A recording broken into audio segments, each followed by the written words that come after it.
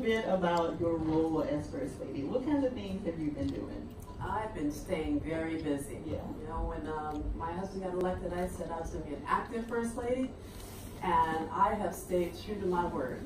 I've been working in so many different areas, but mental health is really the core to everything that I do. So my work with LGBTQ young people, making sure that they're safe, supported, and healthy, is part of Thrive, our citywide approach to mental health. I work with incarcerated women, mothers especially, is part of Thrive, and my work with Cities Thrive is all under the Thrive umbrella. Thrive is reaching huge numbers of people all over the city, connecting them to services, making sure that people know where to go, at the same time raising awareness about mental health. And we try to make sure that especially those underserved populations have access to care. Yeah, so tell us more about Thrive. Like, how did you arrive at that being your platform? And you've already said a little bit about what is under the Thrive umbrella. Could you go into more detail about what's covered there? Well, I really wanted to do something that would touch as many people as possible. And I feel like I used everything that I've experienced in my life. You know, Audre Lorde always said, you know, don't waste the pain, right? Especially the pain. Don't waste it. And I feel like I've been able to use the experience, not constructive criticism. It's not. And I go back and remember like why I'm doing this work. You know, I think about the good times. For example, a few weeks ago I was in a pre-K class with one of our Trauma Smart programs. I'm doing yoga with 4-year-olds. If you haven't done yoga with 4-year-olds, you do not. My 2-year-old tries. It's so much fun. And it was just really wonderful to, you know, again, to remember like why we're doing this work. You know, how good this feels knowing that these children know how to roar like a tiger and do these positions and express themselves. It just feels really good. I try and remember why I do the work, and that helps ground me. Yeah, so we were chatting a little bit before in the green room, and so something that we talk about on the podcast very often, especially with a community of Black women, is managing the various roles that we have. Right, you're a wife, you're a mom, the First Lady, you're doing all of these different things. What kinds of things do you have in place to help you manage all of this? What does your self-care look like? Well, I exercise almost every day. I go to the gym. That's how I begin. I feel like if I don't do that, then it's really hard for me to. One day, if I skip one day, it's fine. If you skip more than 2 or 3, I actually start to feel it because I'm a very busy person, and I need a way to get that energy out. And exercise really does it for me. I love to take baths, but that takes a lot of time, so I don't do them as often as I like, and I like to walk in nature. For me, exercise is key. Meditation, whenever I can, is also really helpful. And sometimes medication. I have suffered from anxiety, and so my 3 is exercise, meditation, medication, as needed. Nice. So something else that I am curious about is, what does your support system look like? Because that is huge, I'm sure. Well, my husband's my best friend, and so I talk with him. I have other friends that I talk with. I could work more on my support system.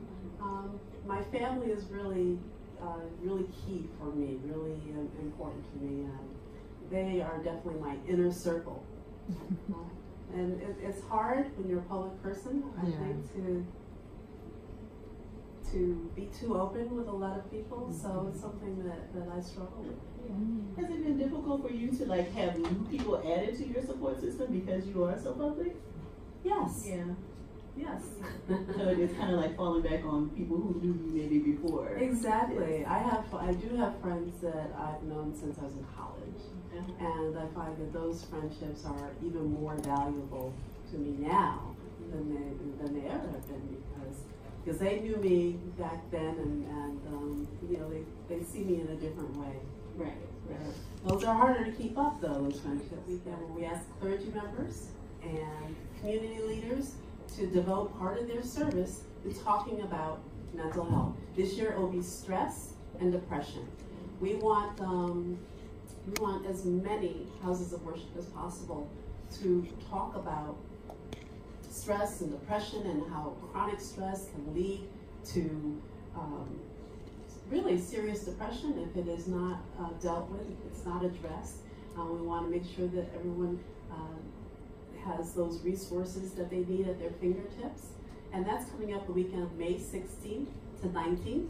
All of you can participate. It's free.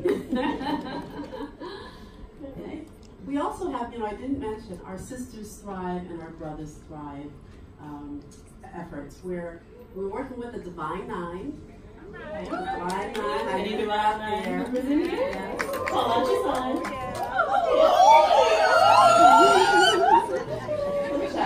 We're also working with other historic Black-led organizations like the Links and 100 Black Men.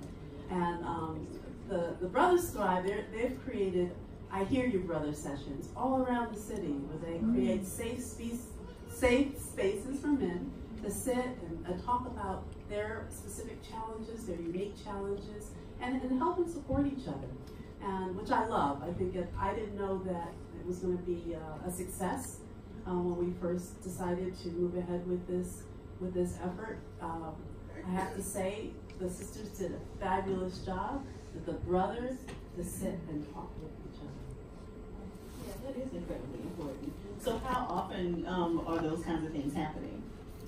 There's no, I think Takesha is going to be with you next, and she can give you more information about how people can reach out and connect to that. Okay. So something else that I always like to ask podcast guests is, what are you reading? What kinds of things are you telling all of your friends, like, you have to pick up this book? Oh no, you got me 3 books. Or a book that you think is really helpful, you know, maybe related to mental health or encouraging in some way? Oh, I'm really between books. Let me think. Wally Lamb is the author, and I'm spacing the name. And I should give you a heads up on this one. I just finished reading a book by a fantastic sister. She lives in California. She's from Ghana. Can't think of her name, but it's a. We'll tweet it out later. Yeah, thank you. Yeah. Help me out. We won't leave a pin. Right, I'll give you a few names. I have them. They're right beside my bed.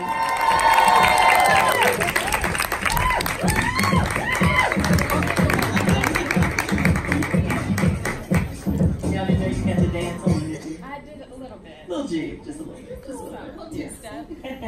So do you guys want to offer a little bit of an introduction about who you are and your Little role? group in the Bronx serving. Yes, come on, Yeah. baby. And I practice mindfulness and do that on the side with people as a consultant all around probably the East Coast so far, but coming to a city near you, teaching you how to breathe in a new way. Awesome. Can you guys hear me? No, you're not. Am I supposed to turn it on? Yeah, there you go. Okay, let's turn it on. Hi everyone, my name is Takesha White. I am the Acting Assistant Commissioner for Systems Partnership in the New York City Department of Health. I work out of the division called the Center for Health Equity, and we really focus on undoing racism. That's our core work. I also am a licensed social worker.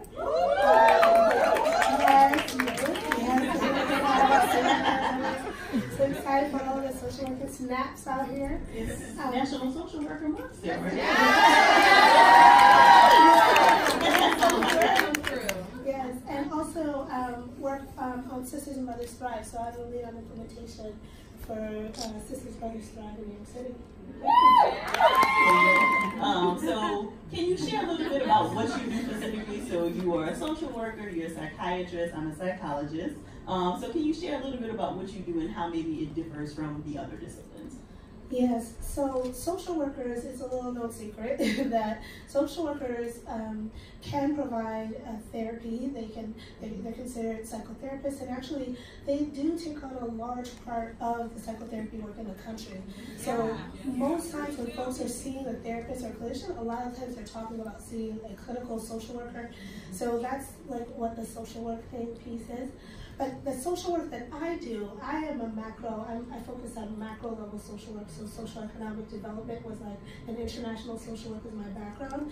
And what I really do is I apply the social work paradigm to macro level, city level work, so environmental change, systems change, community engagement, all centering the individual in their experience as a human being, affirming their human experience, while we build out strategies to support their health and advance their health. Yes. Wow.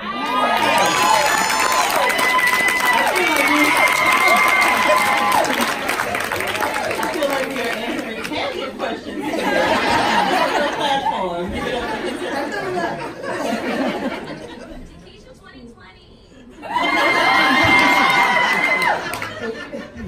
What about you, Dr. Curry?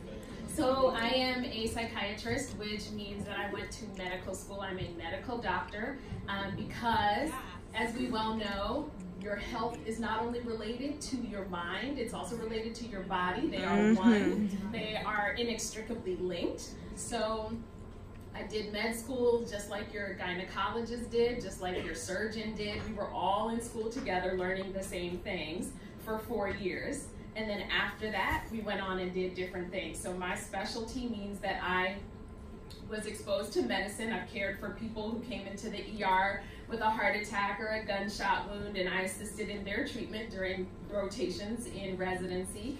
I assisted people after they had a stroke. I went to the OB floor because, like it or not, people with schizophrenia have babies too. People with manic depression, people with bipolar disease, they have babies, and they deserve all the good care that they can possibly get from somebody who's compassionate and knows what's going on with their body and their mind, and who can take the time to come up with treatment plans and work with social work and psychology to make sure that the whole system is taken care of, this whole family gets taken care of. So in my work, I treat the body and the mind. Wonderful. Like I said, I'm a psychologist, so I have a PhD in counseling psychology, which required 4 years of undergrad, 2 years of a master's program, and then 4 years of a PhD program, a year of internship, another year of postdoc, another year of supervision, all of these hours, right? So we may get into that later, like some of the barriers that keep people out, because look at all that time, like who got all that time? Right? And so I am, again, a counseling psychologist, and so a lot of what counseling psychology focuses on is preventative kinds of things and looking at the everyday stressors that we all face just as humans. And so much of my work has been in college counseling centers. I have a huge heart for college students because a lot of times when you see more serious mental health concerns come up, it is in that traditional college age, right? And so, you know, people used to think college counseling centers were just for homesickness and breakups, but now we are seeing people with their first, you know, schizophrenic break or, you know, different kinds of things. And so that has been my heart and my passion. And of course now I'm doing therapy for Black girls full time. So. And so we have been seeing lots in the news, lots of research that talks about Black women really not being heard by their medical professionals. So can you speak to that? Like, can you tell us, you know, like what kinds of things can we maybe do? We have a request for you to speak to that. You know, what kinds of things can we maybe do to make sure that we are advocating on our own behalf? But what kinds of things could you maybe be talking with your colleagues, and what kinds of conversations do you all need to be having with yourselves? Not to put you on the spot, I'm just saying. You know, to really make sure that the numbers that we're seeing, you know, don't continue the way that they are. Right. So I think part of the work that gets done in medical school is acquainting people with their own humanity and the humanity of others. If we're lucky, if this baby will give me permission to talk, right? Because we do, in our work, we know that it takes all of these people, all of the public, all of our staff to kind of create an environment where we can thrive, where we can live, where we can not only take care of ourselves but our loved ones. So part of that means as med students learning how social systems work. And does that always happen everywhere all the time? No. Do some systems of oppression sort of find their way into the minds of medical students and find their expression in how people are treated? Absolutely. So at the medical school where I'm on faculty, Albert Einstein, we have a committee for diversity and inclusion, because we know, like, just getting in the door of med school was probably difficult for some people. So we want to make sure that everybody knows that they are welcome. So what are we doing to make sure that the diversity of the community is reflected in the school? What are we doing to dispel myths around certain cultures, the beliefs that Black people can tolerate pain better, so we aren't entitled to the kinds of treatment to address our pain, that we should suffer emotionally unnecessarily, all of those things. We are actively working to make sure that each class of medical school students comes in and gets almost reprogrammed in a way. Yeah. And can I also add, when I said, because I feel like this might have come out a strange way when I said like it or not, people with serious mental illness have kids. I don't want to set up some weird dichotomy where, like, as if I think certain people are deserving of fertility or not. I want to make that very, very clear. Like, I think we in mental health really strive to make sure everybody knows, like, we all come to this planet with any number of things that can happen, any number of mutations, any number of family histories and traumas and things like that. We are all deserving, and so I think what I try to do, and I'm sure what you do and what you do, is to advocate for people when they can't advocate for themselves. Yeah. So I just wanted to make that clear. Yeah. That's Byron Young. Dr. Byron. We're going to get to you next, Byron.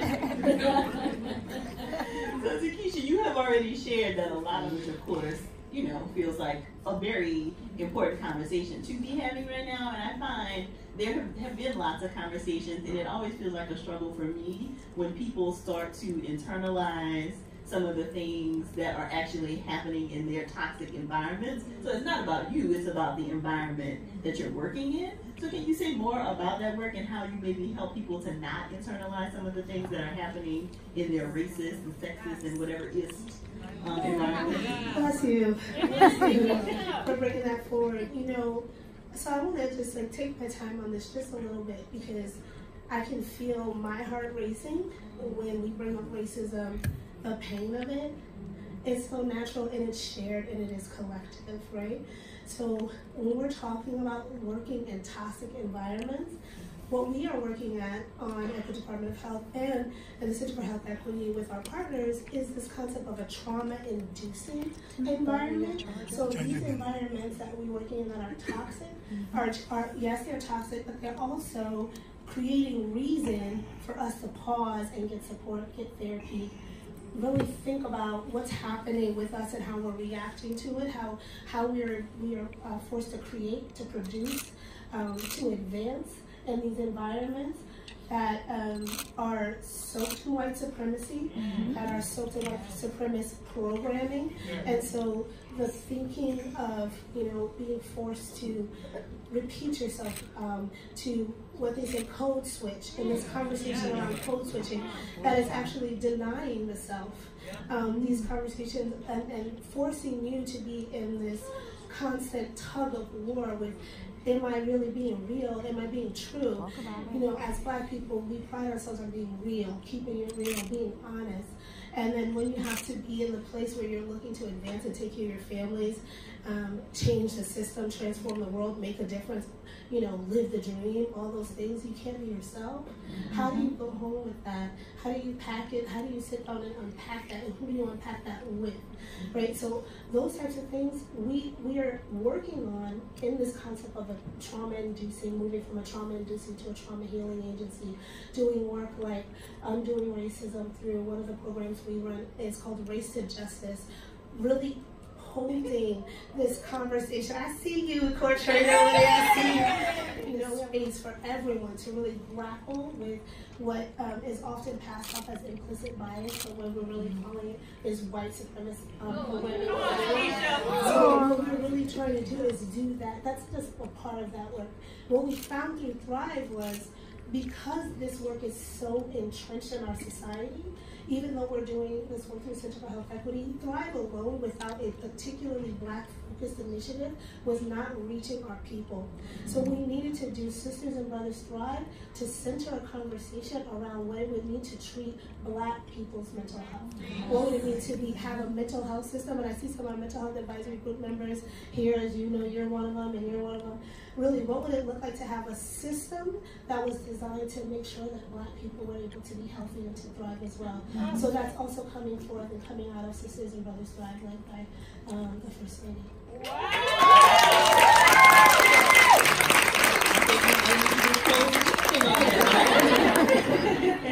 So Dr. Corinne, I also want to kind of go forth with the conversation around medication. It was really important for me to have you here because I do think that there are still a lot of myths related to medication.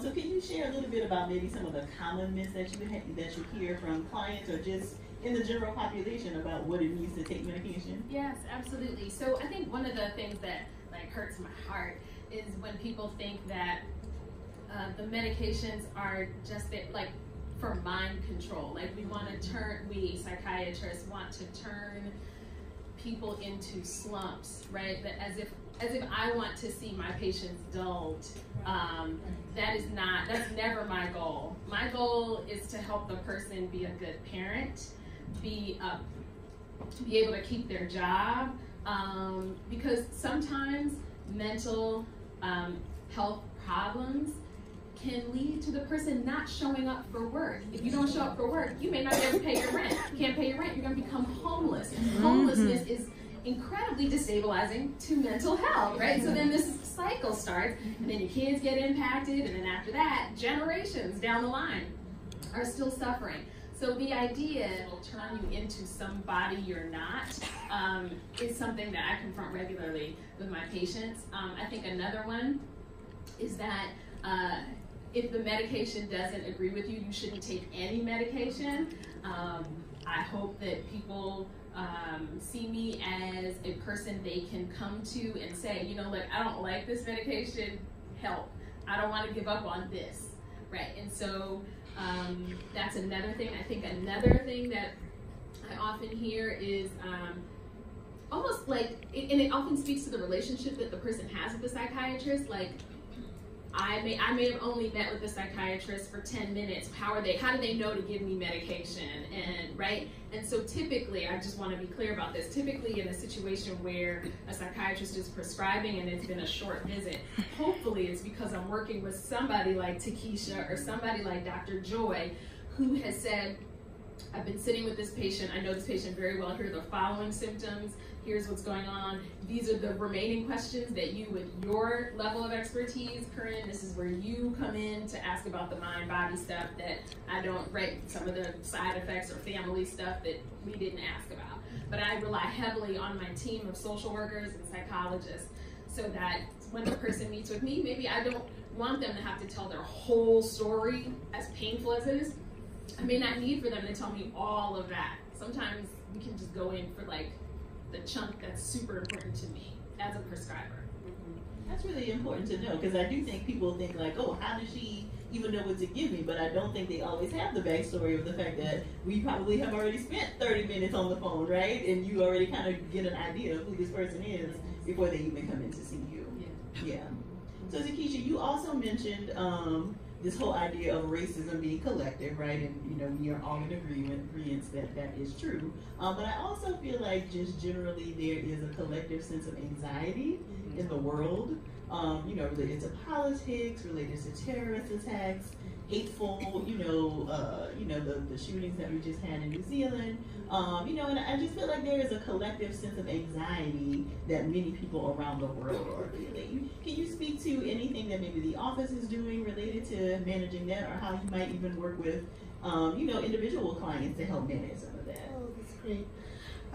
Yes, so on to collective anxiety.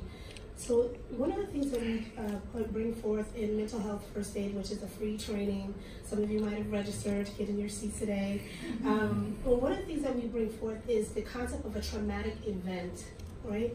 So a traumatic event can happen to you individually. Like you could have a car accident, you could experience a loss in your family, you can have had experience a microaggression that cost you your job. So you could be, that could be a traumatic event that happens to you only, but then we talk about collective, we also talk about traumatic events that can happen to a community. It could be through a disaster. It can also be through a hate crime. It can also be through a person in our community being murdered because they're Black. It could be because a person that we care about that is disappeared through the mass incarceration system is murdered. That kind of impact can impact everyone. We're flicking through the Instagrams, we're flicking through, our social medias, and we're seeing people who look like us, look like our babies, look like our loved ones, look like our partners that are losing their lives, losing their homes, losing their dignity, being attacked publicly. And that builds up some sense of stress. And that stress, there's a difference, of course, between stress and anxiety, but that stress can cause us to be concerned for ourselves and for other ones when we're out, and really create a discomfort and a dis-ease within us that is so consistent and persistent that it develops into anxiety. So it's something that is with us so frequently, because every day when I put my hoodie on my little 5-year-old son, a flash of Trayvon Martin pops into my head.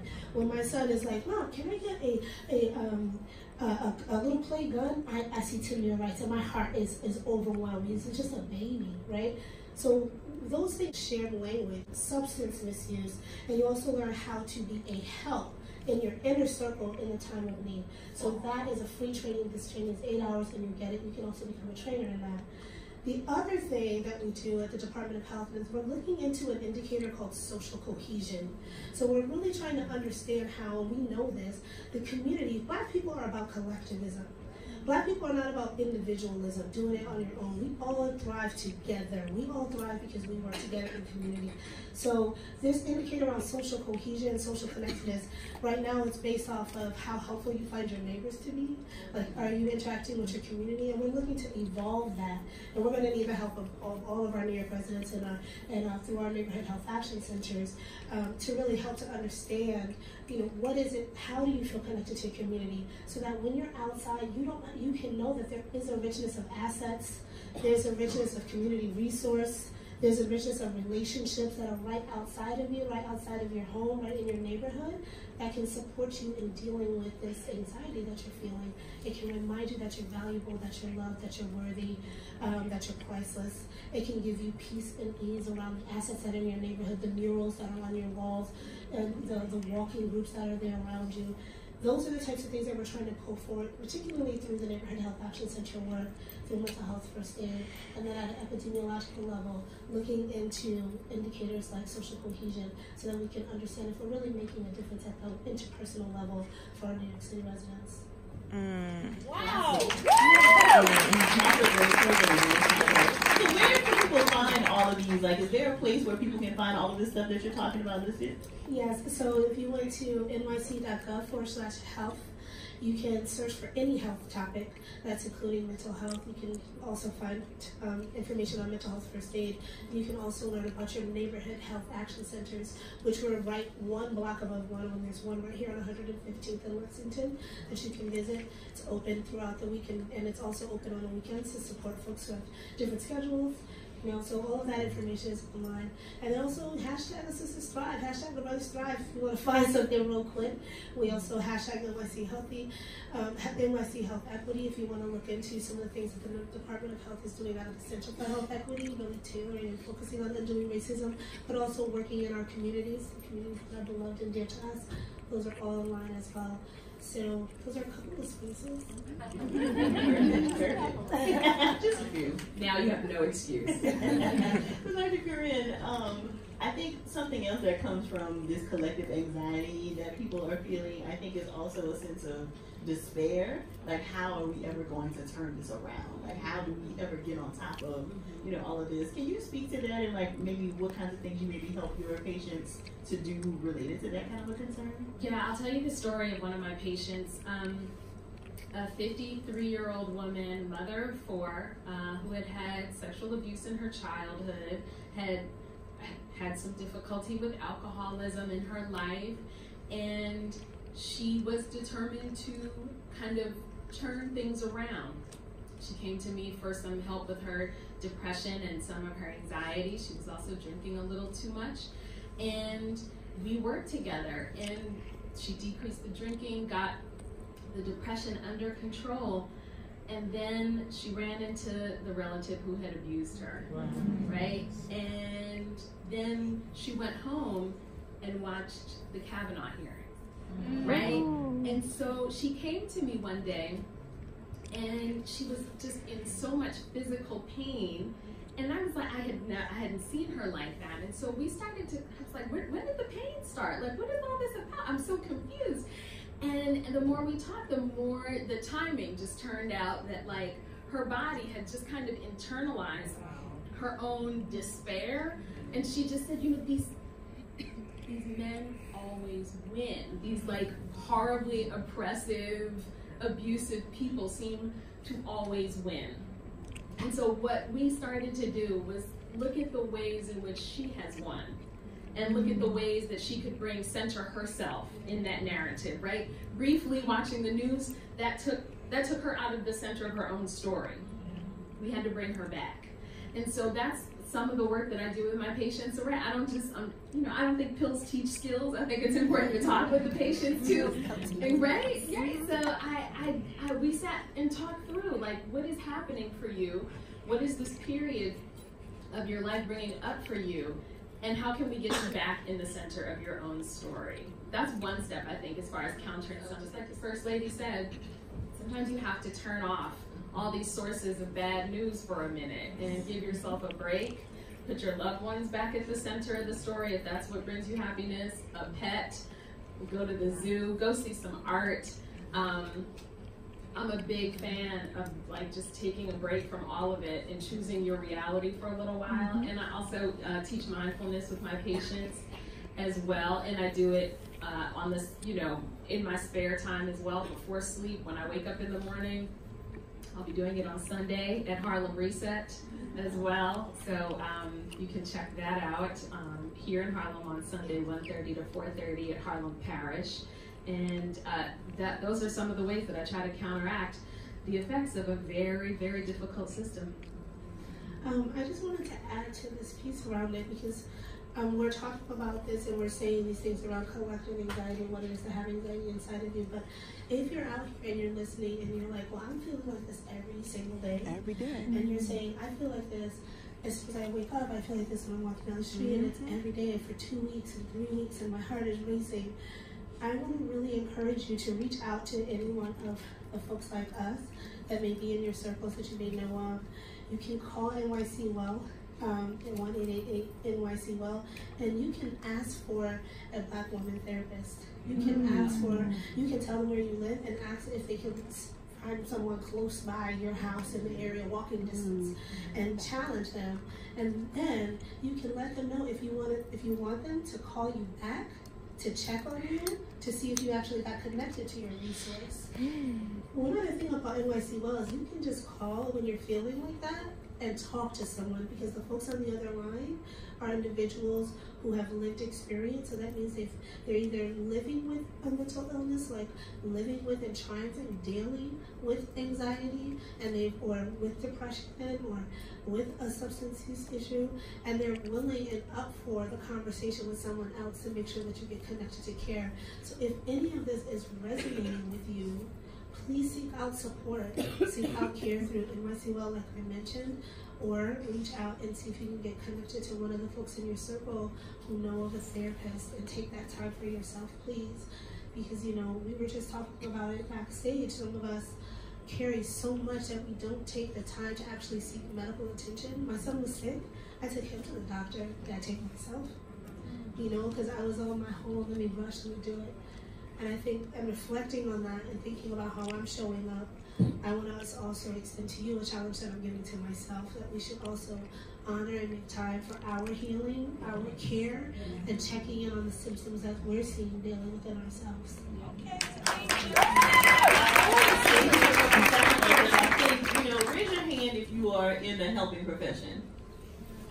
So most of the room, it feels like, right? And so I think it feels like, especially in recent years, our work has really become about what happens beyond just me and you in my office. It's really, I feel like therapists have really become like activists in very prevalent kinds of ways, right? And so I think a struggle that I hear from a lot of people, though, is difficulty backing off of that because I need to do the work. Like, I don't want my people to suffer. And so I think it is sometimes difficult for us to take a step back to take care of ourselves, because it feels like, okay, if I'm not continuing to do this work, then what happens to my community? So what kind of encouragement or what kinds of strategies would you all share for people who are therapists and activists and, you know, showing up in these kinds of spaces to make sure that they are continuing to take care of themselves?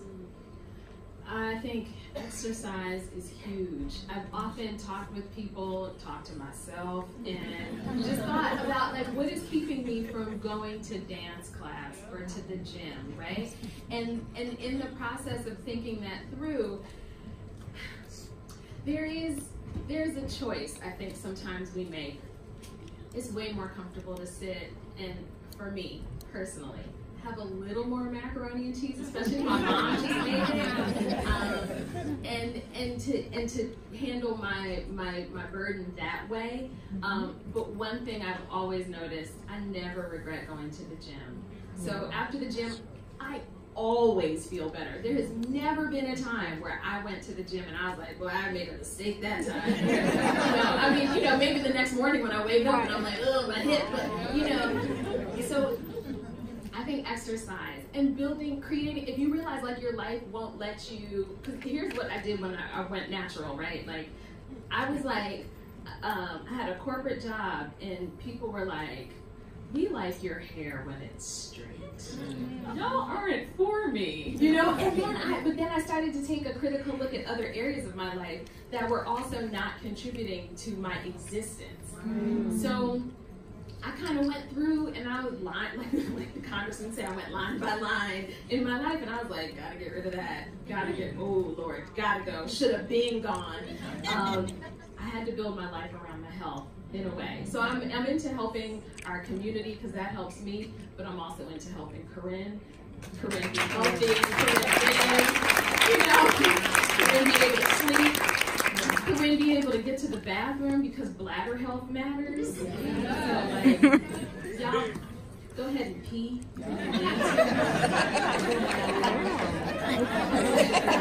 Very basic. Like, start there. Like, when your body is giving you a signal, go ahead. I think I would offer today, I was having a conversation to understand, you know, you're a manager at work and you're thinking about your human resources and sick leave and annual leave, right? So one of the things that I've been doing and thinking about is how I use my calendar. Like, how are we really using our Outlook or our Google Calendars? And if you can pencil in a reminder for yourself in your phone, like, check, you know, did I go to the doctor's, or organize for yourself a time in your calendar, write it in, and send yourself a task reminder so that you get a pop-up on your phone that says, did I check in with myself? Did I check in with my doctor? Did I check in with my thoughts? Did I schedule this appointment? And then create an accountability right at that moment. Either call the bestie if you have the bestie that's going to be your accountability partner, like, but girl, did you schedule it? Or send an email to your supervisor or to one of your colleagues or team members so that they can hold you accountable for your doctor's appointment. We got those lunch friends that we spend a nice lunch hour, nice good lunch talking with. We got those folks in our lives that are our people, our go-tos. Use those folks to center your well-being with as well so that they can hold you accountable. And you get to use your time for actually taking care of your body. So instead of it being when I get sick, it's so that I don't get sick time. Right. You know, folks talk about mental health days and we don't be knowing how to use them. So prepare yourself to use your sick time as preventative sick time so that you can, you know, take care of yourself. That's one thing I would really recommend is creating that accountability structure in your life and creating that time with your friends and with your colleagues that makes them to know that you matter too, and that you matter to yourself.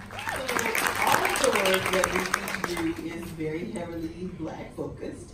And I'm curious to hear from you what that even means. Like, how do you think the work that we do in the spaces that we do it is different from what, you know, it maybe looks like to do a more mainstream mental health? Like, what does it mean to be focused on Black mental health? Yeah. Okay. All right. So I'm focused on your Black mental health right now. And mine. So one of the things that I really love about the work that I do on a day-to-day basis, so is that I'm